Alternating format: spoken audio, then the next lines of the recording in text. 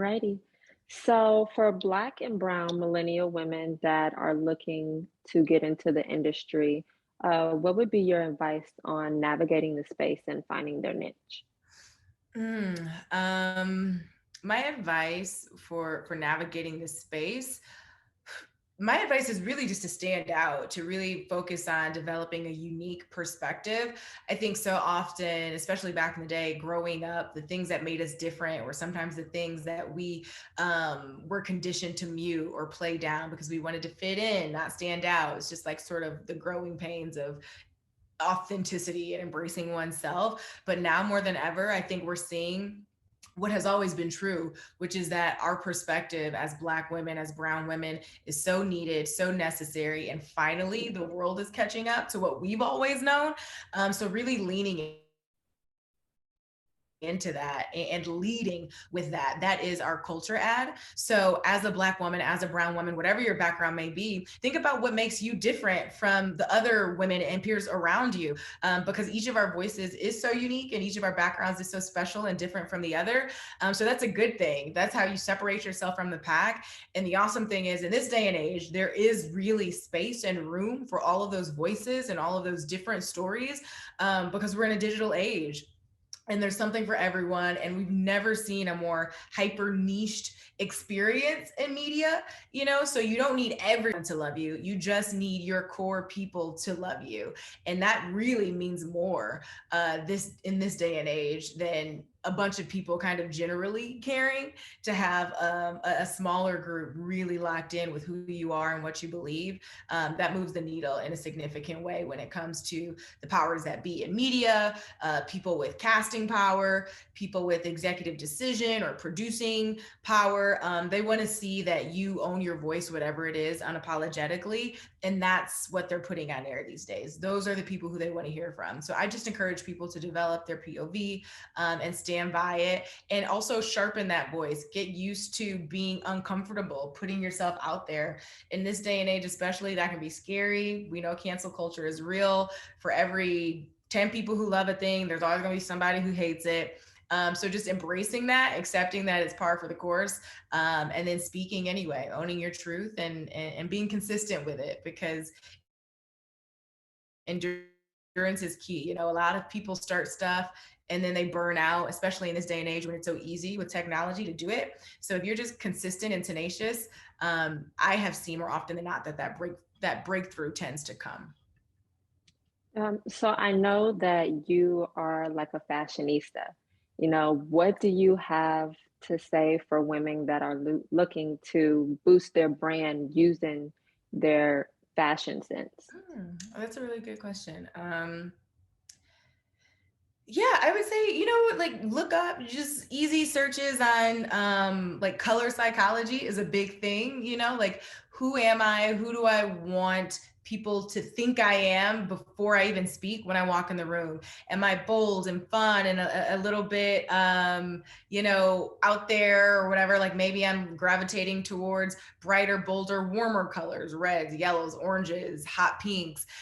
Do I want to come across as sort of calm, cool, and collected? Am I that earthy, like down to earth presence where people are going to listen to me when they need to feel centered and calm? Maybe it's muted neutrals, olive greens, burnt oranges, but like softer colors.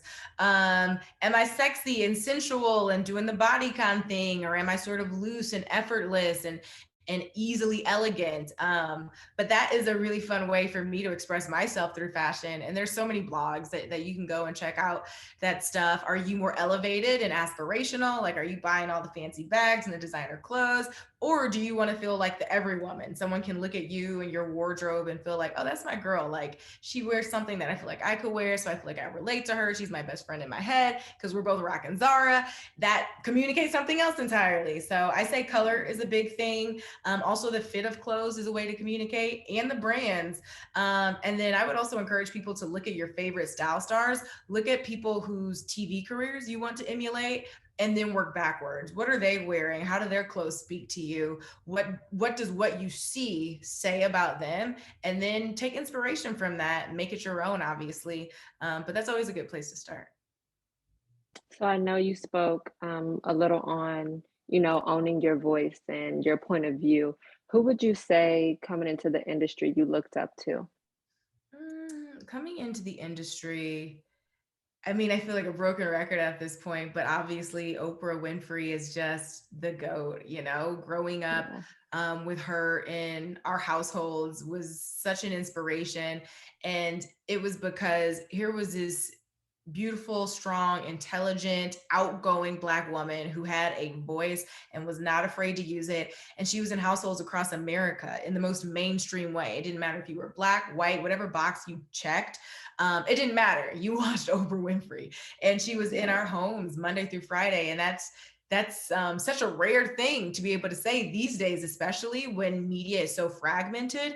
And I just really admire her trajectory from, going from local news to daytime talk to syndication, to eventually becoming her own boss, an executive producer, an actor, a philanthropist, owning her own channel, the Oprah Winfrey Network. I just really admire her as a businesswoman more than anything.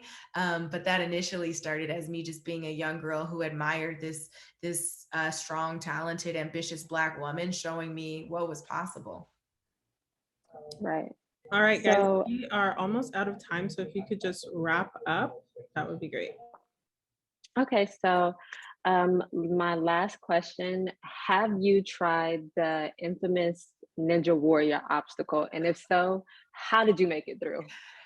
Nika, no. I value my limbs intact. I love my bones where they're supposed to be. The ninjas are so talented and athletic, so they can like just beast the course, and it's so impressive. I saw that thing for the first time on my first night of filming 4 years ago now. It was like, oh, absolutely not. You watch it on TV and you think like, oh, I could do that, or I could do the salmon ladder, I could go up the warped wall. I will not be playing myself like that anytime soon. I do want to do it one day, just to say I did it. But Matt and Akbar, my co-hosts, they both run it. Akbar did his thing. He's a former NFL player, so he's got that athleticism going for him. Matt, I think like broke his collarbone once or his ankle. I always get the story wrong, but he broke something. So I don't need to learn the mistakes myself. I like to learn from other people's mistakes.